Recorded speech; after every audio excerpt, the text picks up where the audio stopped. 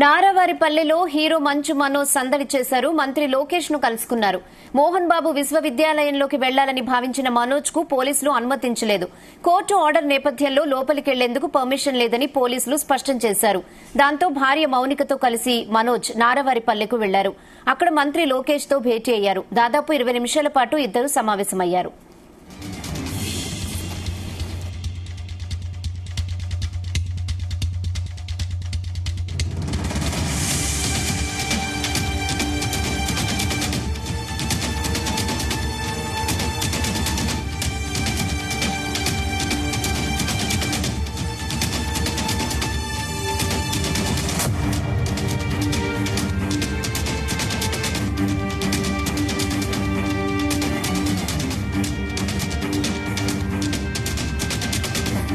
నారావారిపల్లెలో hero Manchu Manoj సందడి చేశారు. మంత్రి లోకేష్ ను కలుసుకున్నారు. మోహన్ బాబు విశ్వవిద్యాలయంలోకి వెళ్లాలని భావించిన మనోజ్ కు పోలీసులు అనుమతించలేదు. కోర్టు ఆర్డర్ నేపథ్యంలో లోపలికి వెళ్లేందుకు పర్మిషన్ లేదని పోలీసులు స్పష్టం చేశారు. దాంతో భార్య మౌనికతో కలిసి మనోజ్ నారావారిపల్లెకు వెళ్లారు. అక్కడ మంత్రి లోకేష్ తో భేటీ అయ్యారు. దాదాపు 20 నిమిషాల పాటు ఇద్దరు సమావేశమయ్యారు. ఇదే విషయంపై మరిన్ని అప్డేట్స్ మా ప్రతినిధి నరేష్ అందిస్తారు. నరేష్. Thank you Rehana. అంటే ఈ రోజు మధ్యాహ్నం అయితే మాత్రం మంచు మనోజ్ అలాగే వాళ్ళ భార్య మౌనిక కూడా ఎయిర్పోర్ట్ కి అయితే చేరుకున్నారు. ఎయిర్పోర్ట్ నుంచి సరాసరి యూనివర్సిటీకి అయితే వెళ్లారు. కానీ యూనివర్సిటీకి అయితే మాత్రం అనుమతి లేదు అనేసి పోలీసులు అయితే మాత్రం ఒక ఇంజెక్షన్ ఆర్డర్ అయితే చూపించారు. దీని ద్వారా 4 గేట్ల దగ్గర కూడా వెళ్ళేసి యూనివర్సిటీకి సంబంధించినటువంటి 4 గేట్ల దగ్గర కూడా పోలీసులు అనుమతి ఇవ్వకపోవడంతో కూడా నేరుగా నారావారిపల్లికి అయితే వెళ్లారు. అయితే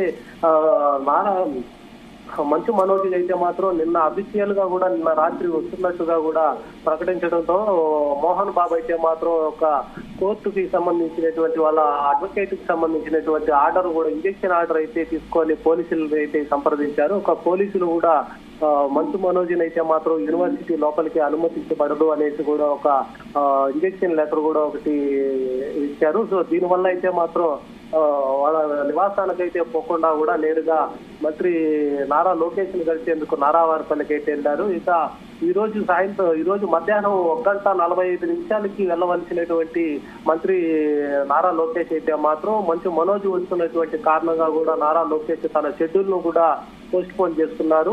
1:45 తన ఫ్లైట్ మామూలుగా అందరి దగ్గర కూడా ఇక్కడ వినత పత్రాలు తీసుకొని నారావారిపల్లిలో అక్కడి నుంచి కూడా బయలుదేరేటువంటి సమయంలో మంచు మనోజ్ రావడంతో పాటుగా తన షెడ్యూల్ కూడా మార్చుకున్నారు. ఇక సాయంత్రం 4:30 ఫ్లైట్ మాత్రం ప్రత్యేకమైనటువంటి ఫ్లైట్లు వెళ్లాలని కూడా భావించారు.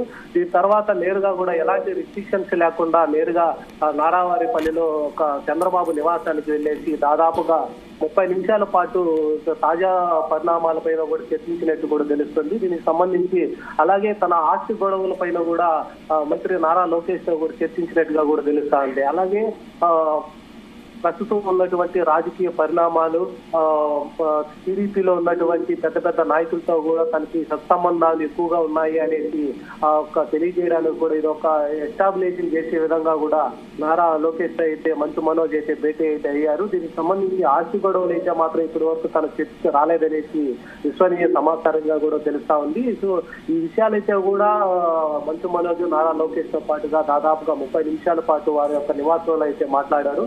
ఒక ఇద్దరు దంపతులు కూడా నారా లోకేష్ చర్చించిన తర్వాత మళ్ళీ కూడా తిరుగు ప్రయాణం అయ్యారు. ఇక పోలీసుల దగ్గర నుంచి వచ్చినటువంటి ఆ ఇంజెక్షన్ ఆర్డర్ లో కూడా నారా లోకేష్ అయితే చూపించారు. ఇలాగా మోహన్ బాబు తన నివాసాన్ని కూడా రానివ్వకుండా అయితే గేట్లు బయట నుంచే కూడా పంపించేశారు. అంటే ఒక యూనివర్సిటీ నుంచి నారావారిపల్లికి దాదాపుగా 4 కిలోమీటర్లు డిస్టెన్స్ అయితే మాత్రమే ఉంటుంది. తను ఎయిర్పోర్ట్ నుంచి నేరుగా వచ్చినప్పుడు కూడా ఒక ర్యాలీలో కూడా వచ్చారు. ర్యాలీతో వచ్చేటువంటి ఒక దారి మొత్తం అంతా కూడా మంచు మనోజ్ది, నారా లోకేష్ కి సంబంధించినటువంటి ఫోటోలు, చంద్రబాబు నాయుడుకి సంబంధించినటువంటి ఫ్లెక్సీలు అయితే మాత్రం భారీగా వచ్చే అయితే రోడ్ అంతా కూడా కనిపించాయి. సో ఇదే సమయానికి కూడా యూనివర్సిటీ దగ్గర అయితే మాత్రం అన్ని ఫ్లెక్సీలు తీసేసి చంద్రబాబు నాయుడుతో ఉన్నటువంటి మోహన్ బాబు శక్తులు మాత్రమే అక్కడైతే వెళ్తాయి. సో దీని ద్వారా టీడీపీకి సపోర్ట్ గా మోహన్ బాబు అయితే ఉన్నారనే ఒక నిదర్శనంగా కూడా ఒక శక్తులు అయితే వెలిసింది అనేసి కొంతమంది అయితే భావిస్తున్నటువంటి పరిస్థితి అయితే ఏర్పడింది. దాని తర్వాత మంచు మనోజ్ అయితే మాత్రం ఒక 4 గేట్ల దగ్గర ఎలాంటి పర్మిషన్ లేవు, లోపలికి వెళ్ళడానికి అనుమతులు లేవు అనేసి ఆ ఇంజక్షన్ కి సంబంధించినటువంటి పేపర్స్ కూడా తను తీసుకున్న తర్వాత ఇద్దరు మౌనిక మనోజ్ అయితే మాత్రం నేరుగా లోకేష్ అయితే కలిశారు. లోకేష్ తో దాదాపుగా 30 నిమిషాలు మాట్లాడిన తర్వాత తనతో పాటుగా అంటే లోపల జరిగినటువంటి ఒక భేటీకి సంబంధించి అయితే మాత్రం కొంచెం ఇంట్రెస్టింగ్ గా కూడా మారేటువంటి పరిస్థితి అయితే ఉంది.